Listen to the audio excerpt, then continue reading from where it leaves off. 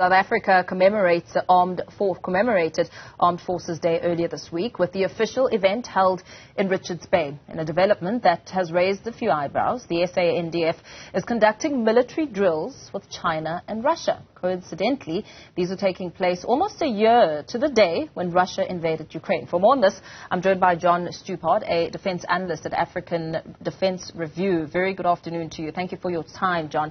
Perhaps we should start off by evaluating the current state of our military, which we know has been plagued by funding issues, coupled with a failure to maintain equipment. Despite this, the Minister of Finance made a marginal adjustment to the defense budget. Surely this is not positive news for many who believe the department is grossly under-resourced. What do you think? That's, in a nutshell, that's the absolute truth. The Department of Defense, or the South African National Defense Force, is grossly underfunded for the defense force we have. The real question is whether we should have the defense force we have, given that the funding is not forthcoming. We had a piece of policy, the South African Defense Review, that looked at restructuring the defense force, and it was based on an implicit budget of about 2% of GDP. We're at less than 1% and shrinking in terms of budgetary allowance for the defense force. You also have a weird situation where National Treasury seems to be deciding how much money the defense force gets, rather than the defense force justifying how much money it should get based on all of its requirements. In a sentence, the National Defense Force is in a crisis. It's been in a crisis for a long time. The Minister of Defense at this point may as well not even exist. And the DoD seems to be circling the drain, unfortunately. Now, going back to the topic at hand, Armed Forces Day took place this week in Richards Bay. And as that was happening, the SANDF is conducting military drills with China and Russia. And of course, these are taking place almost a year to the day when Russia invaded Ukraine. What should we make of this? The exercise is a terrible idea. Even if there wasn't a war on in Ukraine, it's a terrible idea for the simple fact that the Navy doesn't really have the budget to actually carry out this kind of exercise. The optics of it are horrendous, even if we are aligned with BRICS nations. The fact that India and Brazil are not participating should kind of tell you a lot about the sort of diplomatic implications of what we're doing here right now. So, yeah, it's a terrible idea, and the timing is terrible.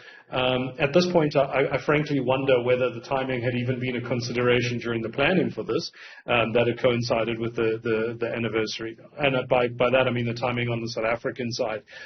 You can bet that Russia and certainly China had thought about this long in advance. So the exercise serves no military purpose to the South African Navy. There's no real lessons we're going to draw from this. And frankly, it's just a bad look all round. Yeah. And what are the diplomatic implications, especially given the position South Africa has taken in the Russia-Ukraine war?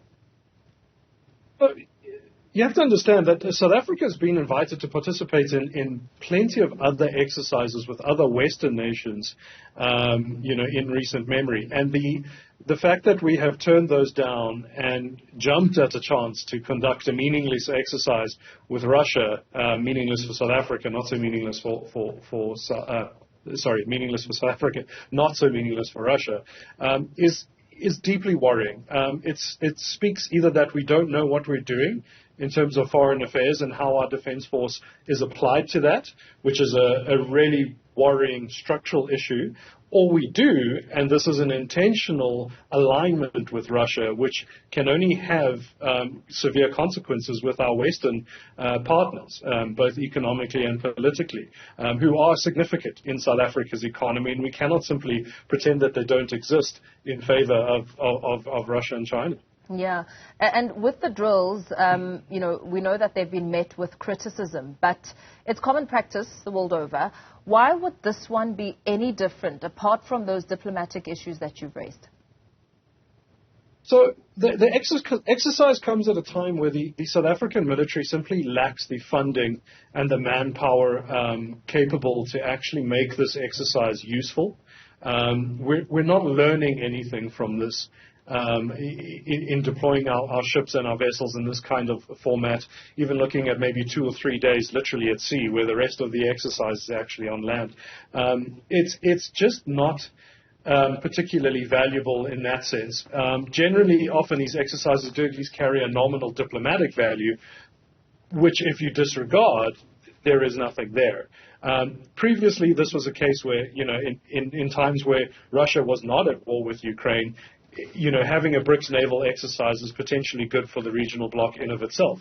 In this case, and in this current climate, where we have a major power invading another major power, all it does is serve to remind South Africa of just how insignificant we are militarily in the BRICS framework, which I cannot see any value from that. Yeah, especially given that, armed forces there was really meant to, well, part of it to honor those who have contributed, whether dead or alive. Do you think that that sort of took away from that focus?